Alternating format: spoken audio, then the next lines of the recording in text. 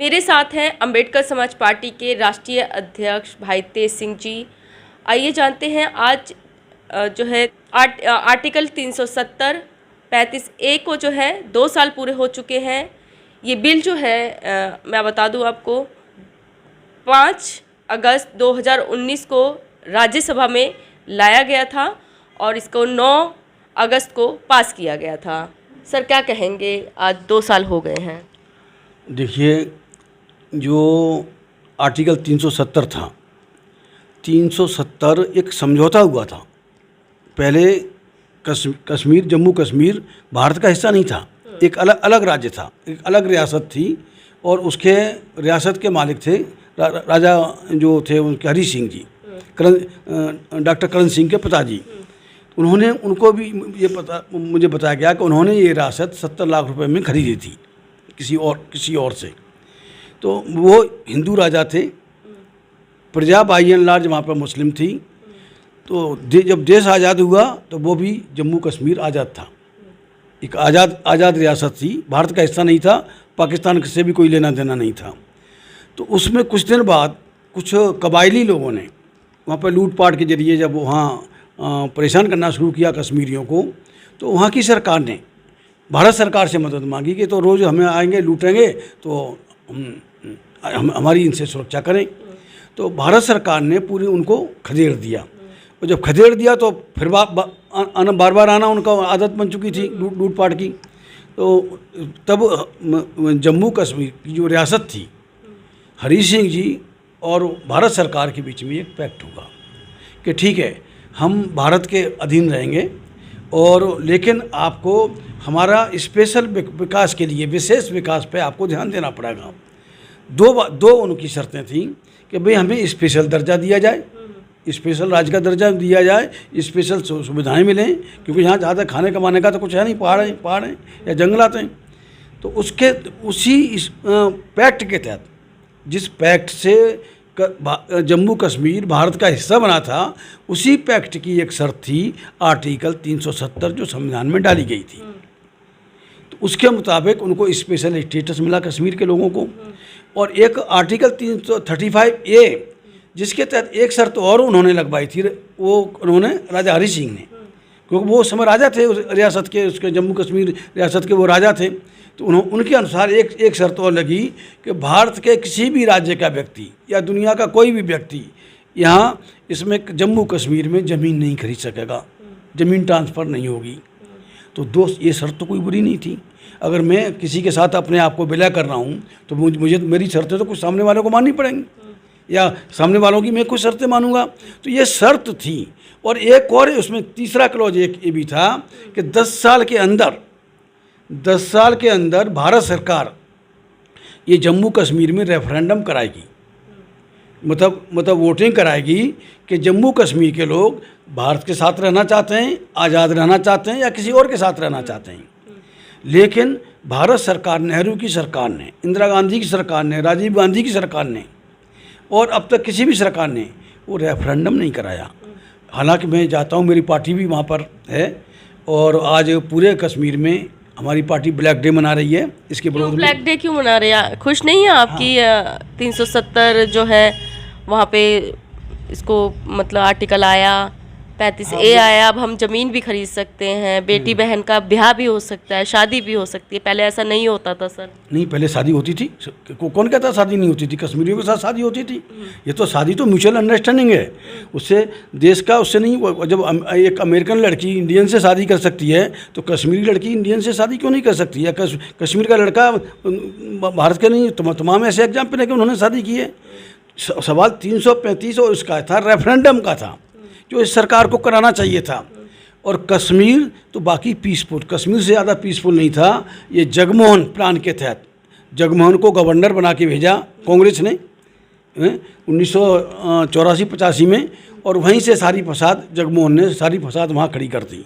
इतने लविंग लोग हैं, इतने, मतलब ये समझ लीजिए कि आपको एक गेस्ट को गॉड की तरह सही माने में मानने वाले कश्मीरी लोग हैं, को किस तरह से खिदमत करते हैं। तो ये भारत सरकार की बदमाशी की वजह से, भारत सरकार की वजह से ये आज जो कश्मीर में फसाद है, मैं अभी 10 दिन वहाँ रह के आया, पार्टी में कई जिलों में मैं गया, कहीं किसी तरह का कोई फसाद नहीं। लोग इतने हैं, लोग बोलना तक नहीं जानते, इतने तो सीधे ये साधे। अभी इसी वजह से हुआ है ना, जब से ये आर्टिकल आया है तब जाके ठीक हुआ है सर ये? नहीं, ये ठीक नहीं हुआ जी, ये आर्टिकल। तभी वहाँ के लोग सुधरे हैं सर, पहले तो पत्थरबाजियाँ होती थी वहाँ पर। पत्थरबाजी यहाँ कहाँ नहीं होती, ये नक्स जो शेड्यूल टाइप के लोगों को नक्सलवादी कह के मारते हैं, मुसलमानों को आतंकवादी कह के मारते हैं। ये कौन लोग हैं यहाँ? उसके कश्मीर को छोड़ दें सर, जो बॉर्डर पर सेना में तैनात हैं, जो सुरक्षा कर रहे हैं देश की, उन पर पत्थरबाजी होती थी। वो सोचते थे कि ये अलग है हमसे, इस वजह से। मैं कहना नहीं चाहता कि वहाँ की मतलब बहुत वैसी बात हो जाएगी। उनके साथ जो जुल्म हुआ है, जो एक टाइम पे अब नहीं है, सिक्योरिटी फोर्सेस ने जो जुल्म किए हैं, लड़कियों को निकाल के क्या किस तरह से क्या किया है, घरों में जाके कितनी खुरापात की हैं। यहाँ भी पूरे देश में भी देख रहे हैं जो पुलिस किस तरह से खुरापात करती है, किसी घर को किस तरह से बर्बाद करती है। उनके ऊपर जुल्म हुआ है, और जुल्म हुआ है तब कोई ऐसे कोई हथियार नहीं उठाता नहीं। और कौन से पत्थर से क्या है, पत्थर से क्या होता है? तुम एक तरफ स्टन गन चल रही हैं, एक तरफ पैलेट गन चल रही हैं, कितने लोग अंधे हो गए, कितने काने हो गए, कितने जख्मी हो गए, आज पड़े हुए हैं। तो वो कश्मीरी तो लड़ता ही नहीं है। कश्मीरी कौम झगड़ा करने वाली नहीं है। ये सारी फसाद राजीव गांधी के टाइम पर, मतलब जो पत्थर बरसा रहा है, उसके ऊपर आप कह रहे हैं कि स्टैंड गन चला दे रहे हैं। पैलेट गन चलाई जा रही हैं भाई। मस्जिद से कह रहे हैं, मस्जिद से पत्थर। एक खायनार वहाँ पर एक इलाका है, खायनार जो जैसे हमारा जमा मस्जिद का इलाका है, उस तरह से खायनार इलाका है कश्मीर में। तो वहाँ लोगों को रोज़गार नहीं दोगे, भूखा मर रहा है, और ज़बरदस्ती उठा के तुम आतंकवादी या मार दिया और कह दिया ये आतंकवादी है, तो मरता क्या न करता। आज हज़ारों नौजवान वो आत्महत्या कर रहे हैं। वहाँ पर एक वो पुल है वो इसका झेलम का, वहाँ से कूद के लोग आत्महत्या कर रहे हैं। वहाँ पे रोज़गार ख़त्म कर दिए इन्होंने, रोज़गार तो पूरे देश का ही ख़त्म कर दिया। ये तो आरएसएस की पॉलिसी है। लेकिन वहाँ कश्मीर को जिस तरह से तबाह किया है, जो कश्मीर धरती का, जैसे धरती का स्वर्ग कहा जाता, जन्नत जमी कहा जाता था उसको तो पूरा तबाह कर दिया। और तबाह करने के लिए सिर्फ बीजेपी जिम्मेदार नहीं है, कांग्रेस भी जिम्मेदार है, नेशनल कॉन्फ्रेंस जिम्मेदार है। और बीजेपी को जिस तरह से महबूबा मुफ्ती वहाँ पे लेके गई अलायंस करके, असल में पूरा कश्मीरी आवाम, कश्मीर के लोग महबूबा मुफ्ती को बीजेपी से ज़्यादा बड़ा कसूरवार मानते हैं। अगर इन लोगों ने अगर वहाँ के लोगों के लिए वेलफेयर के लिए काम किया होता, रोज़गार का काम किया होता, तो निश्चित तौर से कौन नौजवान पत्थरबाजी करता है? उसके लिए सामने ज़िंदगी पड़ी हुई है, कोई पत्थरबाजी नहीं करता। और पत्थरबाजी है भी नहीं। अब करेंगे ना, अब रोजगार देंगे। जब 370 हटा है, 35A हुआ है, 2 साल हो गए, कितनों को रोजगार दिया इन्होंने? रोजगार तो वहाँ कश्मीर की ना धीरे धीरे होगा, धीरे धीरे। अरे धीरे धीरे कैसे होगा? आप स्पेशल कंपोनेंट लागू करिए ना। देखिए क्या हुआ था 1932 में, एक राउंड टेबल कॉन्फ्रेंस के बाद में, मैं पुरानी बात कर रहा हूँ, डॉक्टर अम्बेडकर की वजह से, जो डॉक्टर अम्बेडकर ने हम शूद्रों का वो पक्ष रखा था राउंड टेबल कॉन्फ्रेंस लंदन में, उस समय ब्रिटिश गवर्नमेंट थी, तो ब्रिटिश गवर्नमेंट ने एक कम्युनल अवार्ड पास किया था कि भाई इनको जो शूद्र लोग हैं उनको स्पेशल स्टेटस दिया जाए। और स्पेशल स्टेटस क्या था कि भाई ये रिजर्व सीट होंगी, वहाँ से ये अपने कैंडिडेट को चुनेंगे और जनरल सीट पर ही वोट देने का अधिकार होगा। लेकिन गांधी जी आमरण अनशन करने के लिए चले गए कि अगर इनको अछूतों को अधिकार मिलते हैं तो ये मेरे लिए बहुत बुरा होगा, मुझे उससे तो मैं मरना बेहतर समझूंगा। गांधी जैसा आदमी, डॉक्टर अम्बेडकर को जो मिला था कम्युनल अवार्ड मिला था, उसके खिलाफ डॉक्टर अम्बेडकर को उन्होंने पूना पैक्ट करने के लिए बाध्य किया। और उन्होंने पूना पैक्ट में ये कहा डॉक्टर अम्बेडकर से कि हम आपको ज़्यादा सीटें देंगे, ज़्यादा रिजर्वेशन देंगे, ज़्यादा नौकरियां देंगे, ज़्यादा सुविधाएं देंगे, ज़मीन भी देंगे।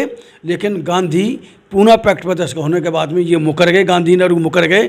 आज तक दलितों को, खासतौर से शेड्यूल कास्ट और शेड्यूल टाइप के लोगों को जो मिलना चाहिए था, जो अधिकार मिलना चाहिए था, जो पैक्ट गांधी ने किया था, पूना पैक्ट किया था, जिस तरह से पूना पैक्ट में हमारे साथ छल हुआ, उसी तरह से 370 में भी इनके साथ कश्मीरियों के साथ छल हुआ है। 370 बहाल होनी चाहिए। अम्बेडकर समाज पार्टी आज पूरे कश्मीर में ये विरोध प्रदर्शन कर रही है, काले मतलब ब्लैक डे मना रही है, क्योंकि उससे जो आपने वायदा किया था, तो 2 साल में कितने का 2000 साल चाहिए क्या उसको वायदे को पूरा करने के लिए? सेंट्रल गवर्नमेंट है, सेंट्रल गवर्नमेंट नौकरियां दे वहाँ के नौजवानों को। एक भी नौजवान न मरना चाहता है न लड़ना चाहता है। ये जबरन किसी को भी मार दें, और यहाँ भी किसी को मार दें कहते हैं आतंकवादी है, पासपोर्ट रखते थे। बल्कि वहाँ पे तो अब पत्थरबाजियों के लिए, जो पत्थरबाजी कर रहे हैं उनके लिए तो और सख्त कानून बन रहे हैं।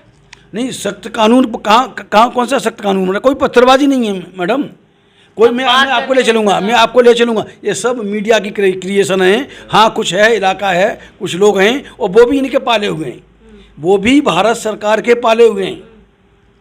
ये मतलब जो फौज की फोटो आती हैं, मतलब उसको आप झुटला देंगे? नहीं तो दाढ़ी लगा दो, कह दो मैं आतंकवादी हूँ, तो मुझे भी आतंकवादी मानेंगे सब। जिसको पकड़ लें वो कहते हैं आतंकवादी है, दिखा दें टीवी पे, तो पूरी दुनिया उसको आतंकवादी मानेगी। बाई एंड लार्ज कश्मीरी लोग अमन पसंद लोग हैं, वो झगड़ा नहीं करते हैं, और झगड़ा था भी नहीं, झगड़ा इन्होंने किया। अब 370 हटा के इन्होंने और क्या कर लिया? सिर्फ हिंदू मुस्लिम के अलावा इनको कुछ आता नहीं है, क्योंकि वहाँ वैली में वो करीब 95% मुस्लिम हैं। कश्मीर में 95% मुस्लिम हैं, तो बस मुस्लिम परेशान रहे तो आरएसएस को खुशी होती है, बीजेपी को खुशी होती है, और उनका वोट बैंक मजबूत होता है। तो ये 370 भी को जो जिस तरह से हटाया है इन्होंने, तो ये किसी न जैसे भारत का भला हो रहा है, कश्मीरियों का तो नुकसान हो ही रहा है, लेकिन ये सिर्फ हिंदू मुस्लिम करने का इनका इरादा था। और वो हालांकि अब झगड़ा नहीं कर पा रहे हैं। जो झगड़ा करवाना चाह रहे थे, वहाँ देखिए सॉरी, किसी भी तरह से कश्मीर के लोग मैंने देखा है मतलब 95%, जहाँ तक मेरा इंटरेक्शन हुआ है, 100% लोग जिनसे मेरा वास्ता पड़ा है, हर व्यक्ति कहता है कि हम भी हिंदुस्तानी हैं। कश्मीर का लोग, कश्मीर के आदमी, कश्मीर का मुसलमान अपने आप को भारत का कहता है कि हम भारत के हैं। हमने कब कहा पाकिस्तान के हैं? हमें पाकिस्तान से कोई मतलब नहीं। तब तो 370 हटाया ना ये? हाँ, भारत का ही होने के लिए तो हटाया है। भारत का कानून से थोड़ी हटा लोगे तुम। कानून तो पहले भी था। मैं अभी नहीं है, 2009 से नहीं है, 2006 से मैं कश्मीर जा रहा हूँ। सन 2006 से कश्मीर जा रहा हूँ। 2006 से हम लोग वहाँ आहिस्ता काम कर रहे थे, अब थोड़ा बड़े पैमाने पर काम हो रहा है। तो वहाँ का मुसलमान बाई एंड लार्ज 90% मुसलमान, मैं दावे के साथ कह सकता हूँ, भारत के साथ है, अपने आप को भारतीय कहता है।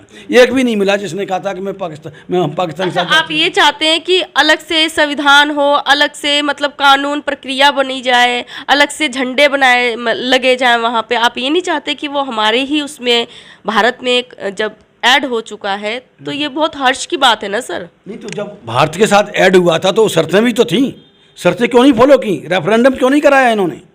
भारत सरकार ने रेफरेंडम क्यों नहीं कराया? रायशुमारी क्यों नहीं ली कि आप भाई कश्मीर के लोगों बताओ क्या चाहते हो? वो फाइनल इसको करने के लिए रेफरेंडम कराना चाहिए था अमित शाह को। अमित शाह ने रेफरेंडम क्यों नहीं कराया? नरेंद्र मोदी ने रेफरेंडम क्यों नहीं कराया? उनकी राय क्यों नहीं मांगी? वहाँ की विधानसभा से पहले प्रस्ताव पास क्यों नहीं कराया? पहले विधानसभा से प्रस्ताव पास होना चाहिए था, जम्मू कश्मीर की विधानसभा से, उसके बाद में ये यहाँ सेंटर से निकलना चाहिए था। ये तो बदमाशी हुई है। वो काम हो सकता था। कश्मीरी इसका विरोध नहीं कर रहे हैं, लेकिन जो सहूलतें मिलनी चाहिए थी, जो इन्होंने बहाल की बात कर रहे हैं, आप बहाल की बात कर रहे हैं, और एक तरफ आप ये कह रहे हैं कि विरोध नहीं कर रहे। नहीं, वो तो विरोध तो इसलिए हो रहा है कि जो इन्होंने वायदा किया था कि उन्होंने कहा हम रोजगार देंगे, 2 लाख लोगों को रोजगार देंगे, पता नहीं कितने लाख बताए, एग्जैक्टली मुझे नहीं आ रहा, एक भी बच्चे को रोजगार नहीं मिला।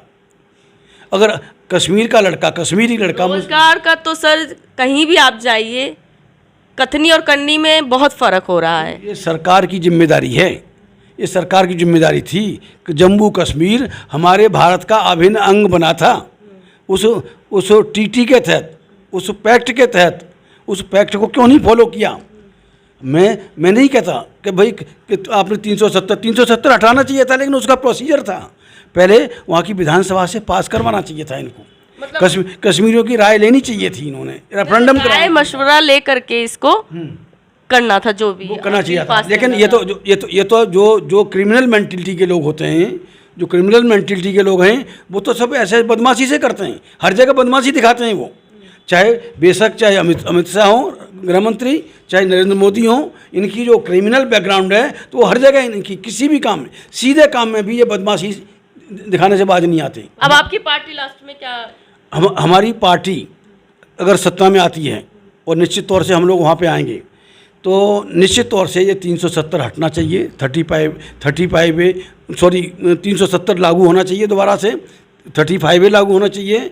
और स्पेशल कंपोनेंट प्लान के तहत कश्मीर के नौजवानों को, जिससे कि वो आत्महत्या ना करें, जो पत्थरबाजी कर रहे हैं उनसे ज़्यादा आत्महत्या करके मर चुके हैं वहाँ पर, तो वो आत्महत्या नौजवान को, वो भारत के नौजवान हैं, कश्मीरी नौजवान भारत का नौजवान है, वो आत्महत्या करने के लिए मजबूर न हो, तो इसीलिए उन्हें स्पेशल कंपोनेंट प्लान के तहत पूरे देश में उनको नौकरियां मिलनी चाहिए। अभी आज हमारी पार्टी जम्मू कश्मीर की जो हमारी यूनिट है अम्बेडकर समाज पार्टी की, पूरे प्रदेश में विरोध प्रदर्शन कर रही है।